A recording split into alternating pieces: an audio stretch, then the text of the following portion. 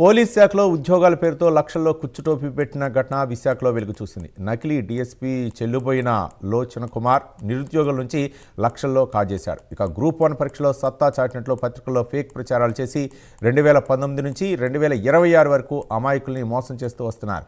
DSP SP అంటూ నమ్మించి లక్షల్లో పోగు చేసుకున్నాడు.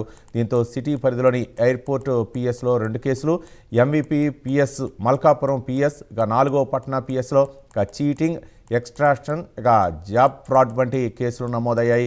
ఇక సివిల్ సెంటర్ ఐఏఎస్ అకాడమీలో శిక్షణ తీసుకున్నట్లు సోషల్ మీడియాలో ప్రచారాలు చేసుకున్నాడు లోచన్ కుమార్. ఇక నెల్లూరు డిటీసీలో గెస్ట్ ఫ్యాకల్టీగా వెళ్తున్నట్లు సమాచారం అందడంతో పోలీసులు నిఘా పెట్టారు.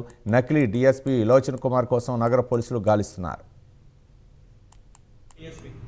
అతను పెట్టుకున్న సర్వీసెస్ లో చాలా మంది ఏం చేస్తారంటే గ్రూప్ 1 పెట్టుకునేటప్పుడు ఫస్ట్ డిప్యూటీ కలెక్టర్, దాని తర్వాత ఇట్లా మనకి ఏసీ ఎస్టీ, దాని తర్వాత డిఎస్పీ పెట్టుకుంటా ఉంటారు. బట్ ఇతను సర్వీస్ ఫస్ట్ డిఎస్పీనే పెట్టుకున్నాడు.